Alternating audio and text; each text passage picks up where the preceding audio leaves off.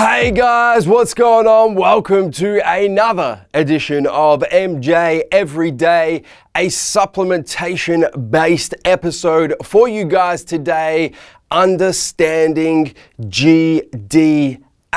Glucose disposal agents, the do's and don'ts of glucose disposal agents, or more effectively, what glucose disposal agents do and then what glucose disposal agents don't do, because I'm seeing a lot of misunderstanding between what these supplements are actually going to do for you and what a lot of people think they're going to do for you that they're really not. So I'm not going to go into details on specific supplements, guys. I have done a couple of raw reviews on GDAs. I'm going to put links in the description box down below to the raw review that I did on Blackstone Labs Glycolog, and also the raw review that I did on Core Nutritionals Load, two of the top selling, most popular GDAs on the market at this point in time. So you can go check those raw reviews out if you want specifics on specific ingredients and specific formulas and synergism between ingredients.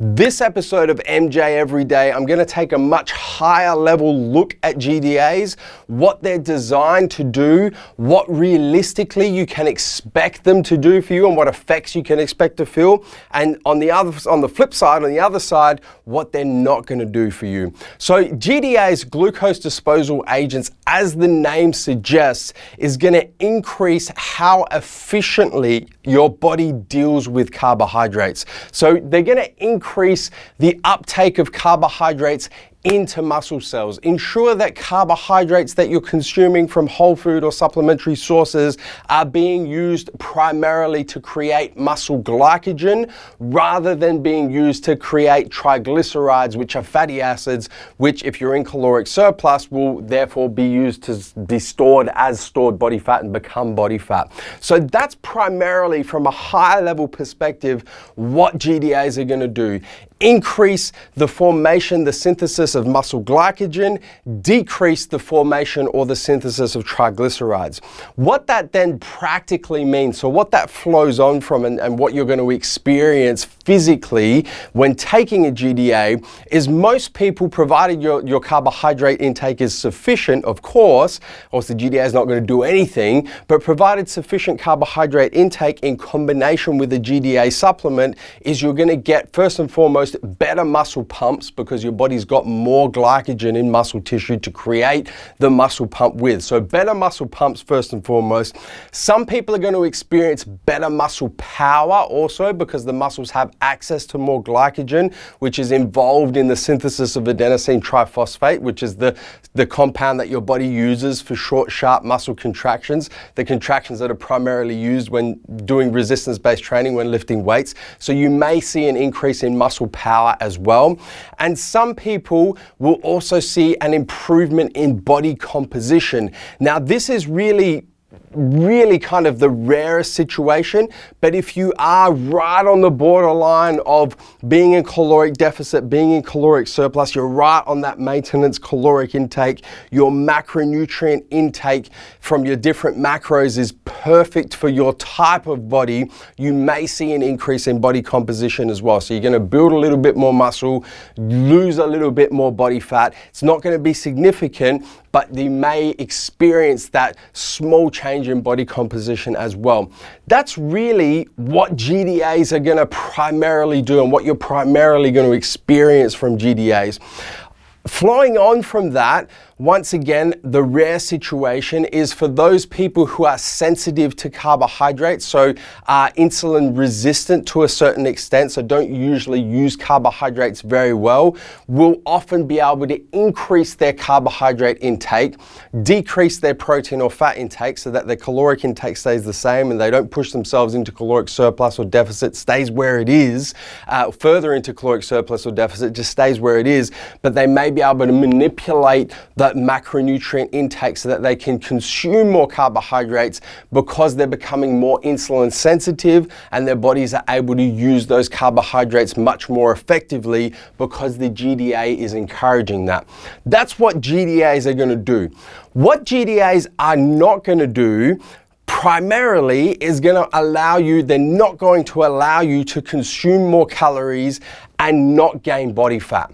This is really where I see the biggest misunderstanding from GDA. Some people start taking a GDA and they're like, okay, now I can eat more calories because those calories are going to be used to build muscle, and I can go into caloric surplus or further into caloric surplus, and I don't need to worry about putting on body fat because the GDA is going to block the storage of body fat somehow magically with these extra calories, and these extra calories are going to be solely used just to build muscle, and I can just increase caloric intake to whatever extent I want, and there's going to be no negative side effects in terms of body fat gain. GDAs are not going to do that, guys. They're not going to allow you to consume more calories. They're not going to allow you to go further into caloric surplus and not put on body fat. At the end of the day, the most important equation when it comes to body composition is calories in versus calories out, and GDAs do not magically somehow become a substitute for eating more calories, and those calories somehow just magically get put into building muscle, and you don't have the situation where you're so far in caloric surplus that your body isn't going to put on body fat. That's still going to happen. If you're too far in caloric surplus, your body will create fat. The GDA is just going to help your body use carbs better. If there's too many calories as a whole, it doesn't matter where they're coming from, whether it's carbs, fats, proteins, it doesn't matter. If you're too far in caloric surplus and your body has no use for those excess calories, your body will store those excess calories as body fat. So please, if you are looking at using a GDA or you are using one at the moment, don't fall into the trap of thinking that now because you're using a GDA, you don't have to worry about your diet, you don't have to worry about your caloric intake, you can eat whatever you want, you don't have to worry about your macros, you can eat whatever macro split you want, and then somehow magically the GDA is going to do all the work for you. It's not going to do that work for you, and if you have that expectation, unfortunately, guys, you're going to be very bitterly disappointed. Guys, that's a wrap for today's episode of MJ Everyday. GDAs, what they do, what they don't do, what you can expect them to do, and what you can expect them not to do. As always, don't forget to hit the subscribe button. Subscribe to our YouTube channel. Turn your post notifications on both on your mobile, your cell phone, and your desktop PC so you don't miss a beat when it comes to the MassiveJoes YouTube channel. Until tomorrow, I'm coming to ya from MassiveJoes.com.